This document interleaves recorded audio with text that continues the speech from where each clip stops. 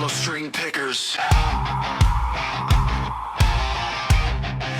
Run them to the noise. Let's go!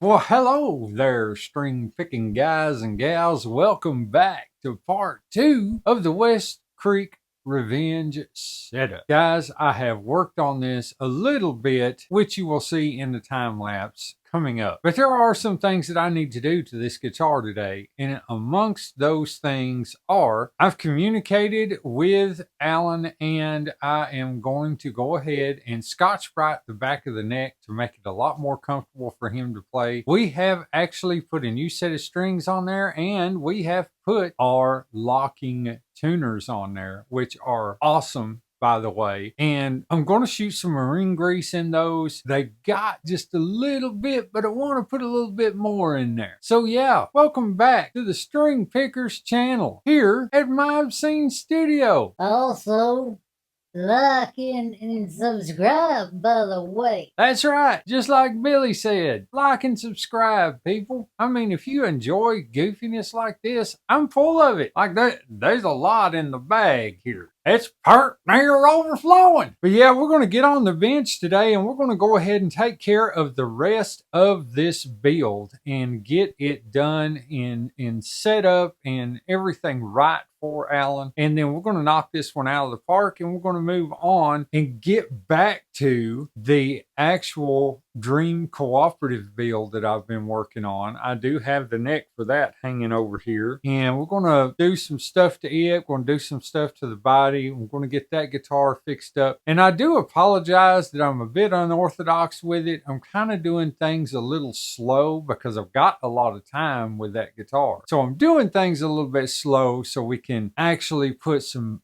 real just love into that thing. And I want it to be right for when it does go up for the charity auction. I want that guitar to just be beautiful. So I've been kind of doing a little bit just here and there, but you guys will see the process as the videos go along. I just had to get this guy done right here because this is an impressive guitar and I'm just dying to play this thing after the strings get on it. So for right now, if you guys just hang out, we're going to have a tone sample here in a few minutes for you guys, for a little while for me. But yeah, we're going to get on this thing and we're going to get it done. We're going to get this thing playing like a champ, just like every guitar that comes into this studio. And you guys follow along with me.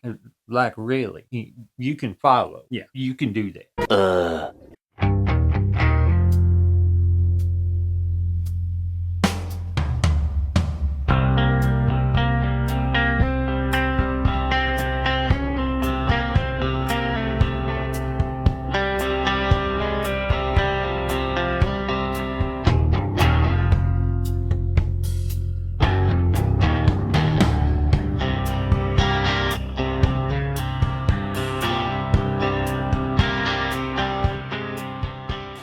Okay, string pickers, about halfway through getting everything done with the Westcreek Revenge for Alan, and my string retainer bars showed up. I ended up getting a 4-pack because I need some to have here in the studio. So I decided that I would just go ahead and get a 4-pack, and then once we get the 4-pack, we can take these out. Now they have, oh yeah, these will work just fine. But this guitar, his Ibanez, that we've recently done in a video series, as it showed up, we had put the locking nut on. We've done a whole lot of stuff to this guitar to get it back to as close as possible to what it used to be. And however, one thing that I noticed was it was missing the string retainer bar up here on the headstock. It had the holes for it, but didn't have the bar with it. And I noticed when tightening this down, this is a little side lesson to the Westcreek video. Anytime you have a guitar like this that has a locking nut, if your break angle is not enough,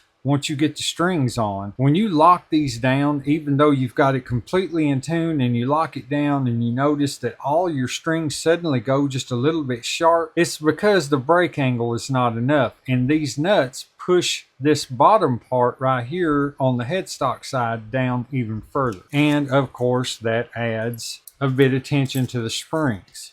So with this locking nut on here, we are going to take this string retainer bar and put it on here and go ahead and tighten it down to the strings. We're not going to push them down any further, just where they're at right now, because I know where they're at right now is in the proper place. And on these, you'll see that there's a flat side here and a rounded side here. So all we're going to do is we're going to drop a screw in here just like this. And that's a good tight fit for that screw too. So that's a good thing. So, and then we're going to come over here and find the screw hole, and right there it is. And we're just going to tighten this bad boy down right here. Careful not to go further than you're supposed to go. And then we're going to tighten this side down just to about where the string break angle is. And there we go. That fixes that problem. Now, we should not have that problem if he ever has to undo these and restring it or anything like that. And it looks correct now to how it's supposed to show up. Got the string bar on there, and it is looking great. I may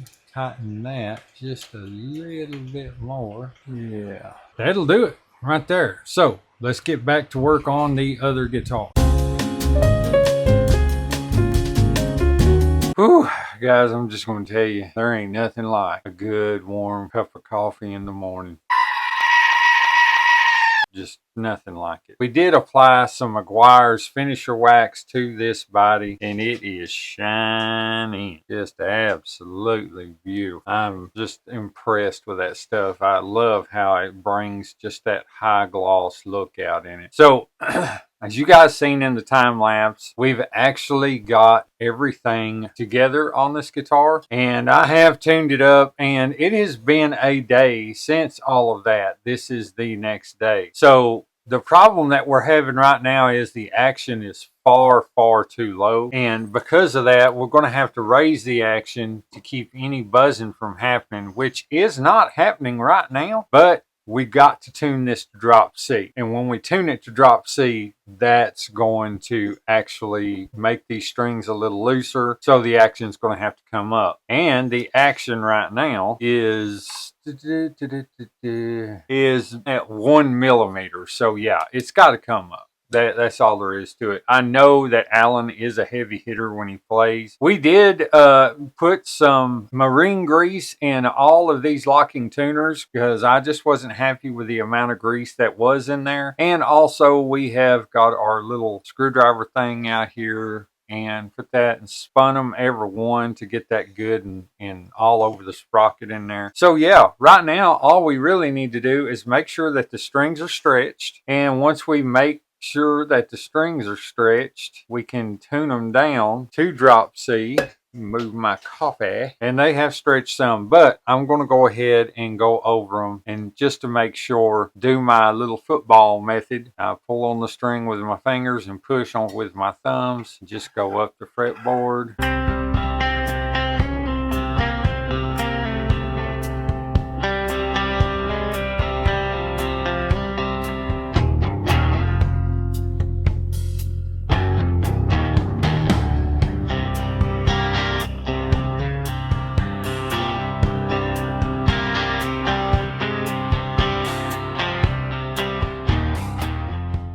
Oh yeah, I think that'll do it. It barely moves, so then we can just tune it down from there. But first, we are going to set the action. We got to get this action up to at least 1.25, and I'm going to check it out there, and we may even go up higher than that. So let's go ahead and look, and yes, we are at 1. So let's go ahead and back action out just a little bit here, which is going to raise the tuning.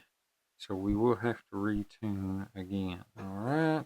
Okay. We're good there. And we are at 1 on the bottom. So I think we'll be good on that side too. Yeah.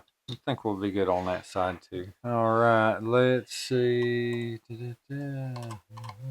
Lower that pickup a little bit more. Now and we may have to adjust this truss rod. Yeah, we're gonna have to bring that one out just a little bit. The rest of them seem to be okay. So the B string is gonna have to go back just a bit. Okay, so intonation is set. That's good to go. So I guess now we need to check the neck relief, because with it being tuned to drop C and these being like size 10s, it may get a little floppy. So we may want to get around 8 to 9 thousandths of relief in it. Well, I'm going to say 8. I think 8 would be pretty good for that. So, okay. And, okay, 7.5. I'll take it. That is tuned kind of low. So let me check, make sure that we don't have any frets that are buzzing. Okay, we may have to come up on the bottom, add just a little bit of height on the bottom. We'll give it just another half turn on top.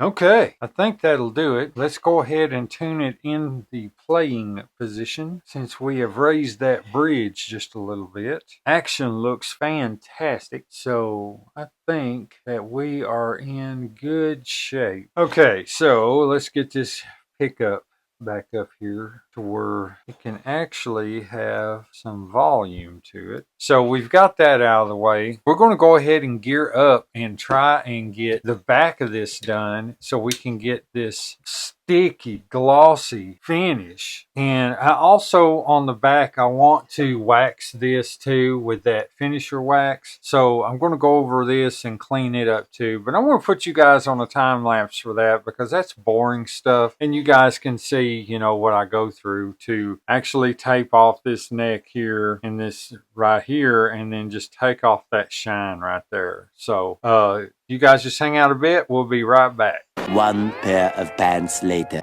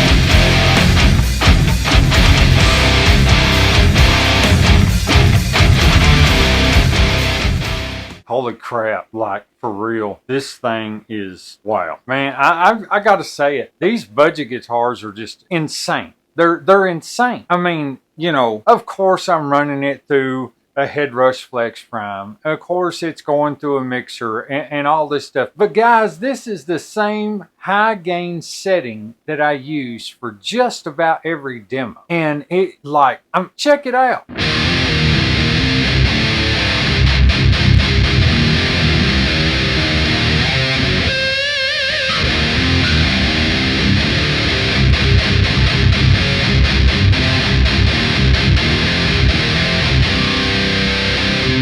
Incredible.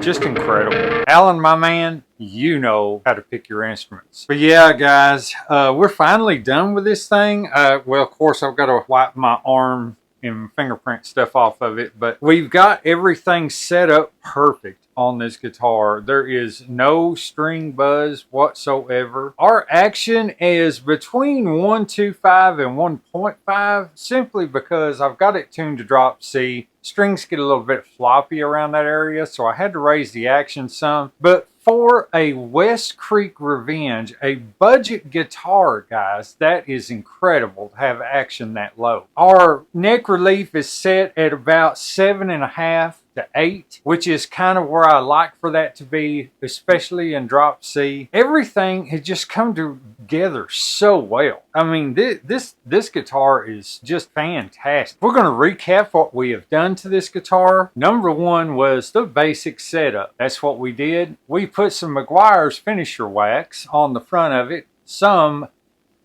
color tone scratch remover from StewMac. Big thanks to Sparky out there because he's the one that recommended that stuff to me. Worked really well on this finish. I cannot even see where the scratches were. He had some deep gouges right in here. And he's got standard, you know, minor pick rash on it. Nothing really to speak of. But I didn't go over that area. I just hit it all with Meguiar's finisher wax. We've adjusted intonation, height on the pickups, height on the bridge. We've got our action up. The truss rod is set perfect. There is no buzz anywhere on this guitar. We have installed some Eteray locking tuners on this. They're doing a fantastic job of holding it in tune. So I'm really proud of that. I mean, Eterays are just the bomb. I love Eterays. Also, on the back of the neck, we have taken Scotch-Brite and got the shine off of that neck, and it is silky smooth. Like, it's just amazing how that feels in the hand. Just amazing. I don't like glossy necks, especially with poly. Now, I can put a shine on a neck with True Oil, and it'd be okay. It's not really sticky. You know, I can play that. Poly is just like as soon as you touch it, it's trying to grab your fingers. So yeah, I mean, great. Outstanding guitar. I'm thinking very seriously about, you know, just saying, hey brother, you ever get rid of that? I want it, you know, because we also put some lizard spits, lick nuts in the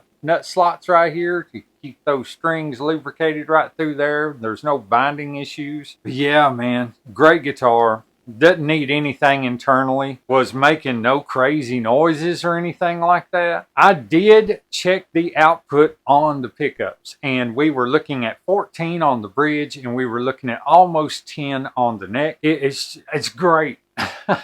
What more can I say? It's a great guitar. I think the only thing that I didn't do was get a weight on it, and I will do that now and just see exactly how much it weighs. I'm saying probably between 8 and 8.5, because this thing is it's a hefty, oh yeah, okay, over 8.5, 8.65 pounds. So yeah, it's hefty, and it's just, but it's comfortable in the lap, and with a strap it's comfortable. But guys, that's it. That is all that we are going to do with this one. This finishes up these 3 guitars for Alan. I am going to meet up with him and give these back to him at some point, and I believe he's got more that he's going to send me. So you guys may see some more of his collection, you know. He's got some impressive guitars. He really does. The Ibanez. During the video, we did put the string retainer bar on that Ibanez. I really wanted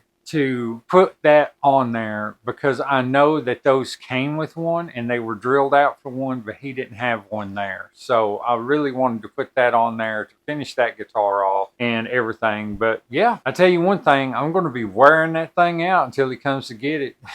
Just going to tell you, I am going to wear it out. Like, I'm going to put some blisters on my fingers. Like Stewie says, I got blisters on my fingers. So yeah, guys, that's all I got for you today. I really appreciate you tuning in for this video and joining me on this journey. I really do appreciate each of you that like, subscribe, those of you that just watched the video, you know. I mean, it means the world to me. It really does. But as of right now, I pray that you and yours are having the most blessed day ever.